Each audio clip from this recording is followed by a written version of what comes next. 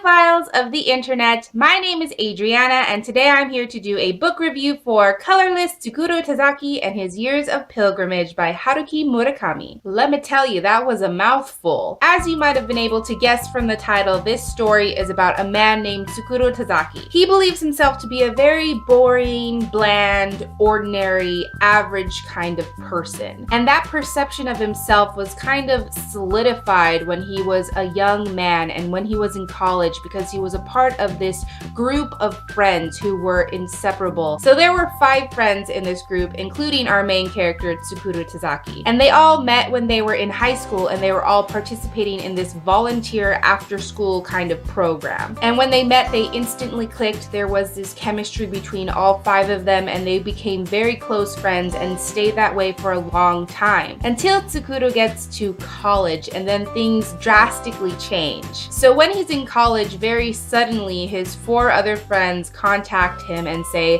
they don't want to have anything to do with him anymore. They don't want to speak to him, they don't want to see him, they don't want to be involved in any way with him, and it would just be best if they went their separate ways. And this story is told from Tsukuru's point of view when he's a little bit older, when he's an established adult, he's done with college, he's got his career, he's got his own place, he has his own things going on for him. But he's still thinking about those friends who he lost when he was in college and what happened to them and what could have happened between them as a group that caused them to push him away. Before I get into my thoughts on this book, I just kind of want to give the obvious disclaimer and say that this is an adult book, so it has some adult content, i.e. sexual material. Also, at the beginning of this story especially, Tsukuru is kind of battling with depression and he's very seriously contemplating ending his life. So if suicidal thoughts are triggering for you, you might want to be a little bit careful with this one. I picked this book up on a whim this month and I had absolutely no expectations when I started it,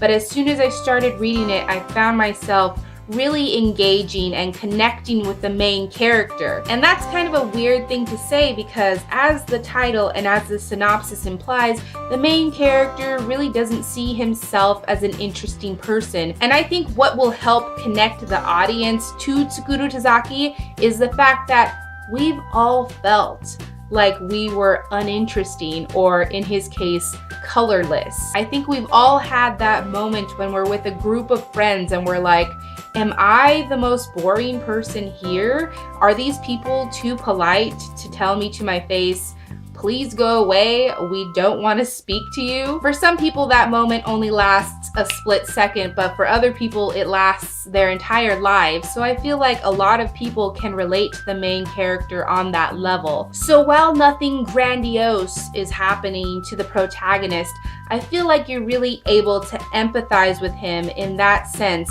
and you're able to invest yourself in his story. And I also feel like this book contains a lot of really important ideas because while there's not a massive change of character over the course of the story, this is a book that's all about a character who's trying to heal himself. And it's about a character who's trying to convince himself that he's worthy of the truth. So I think his journey as a character is a very powerful and compelling story within itself. Another thing that I really liked about this book was something that Murakami is very well known for, and that's that he really likes to blur the line between reality and imagination, between something that could actually happen and something that's kind of surreal. And I think he did a fabulous job of that because there were so many times when I was questioning in this story, is that something that actually happened or was that just in Tsukuru's mind? I don't know. And this is the kind of story that leaves you with more questions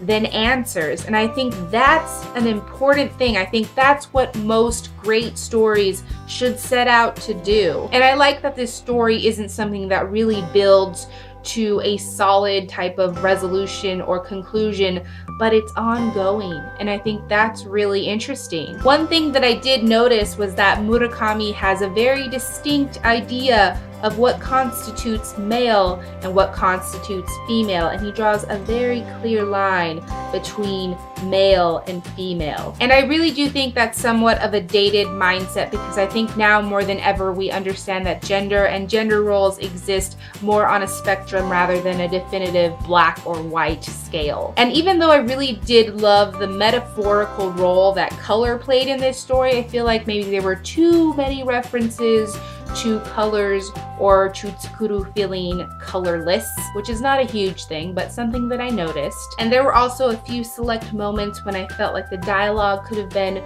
more broken up than it was, but that wasn't necessarily a huge thing for me. But other than that, I really did enjoy this story, and like I said at the beginning of this video, I thought this book contained very important ideas, and I was very affected by it on a personal level. So when all was said and done, I really did love this book, and I ended up giving it a 4 out of 5 stars. So if you have read Colorless Tsukuru Tazaki and his Years of Pilgrimage, please let me know in the comments down below what you thought of the story, whether you loved it, whether you hated it. I'm open to hearing all kinds of thoughts. And I am really excited about reading more of Murakami's work in the future, so if you are a seasoned Murakami fan, please let me know in the comments down below what you think are some of his greatest hits, what you think I should read from him next. But anyways, that's really all I had for this video today. Thank you so much for watching, and I really hope you enjoyed it. I will catch you on the flip side of the page.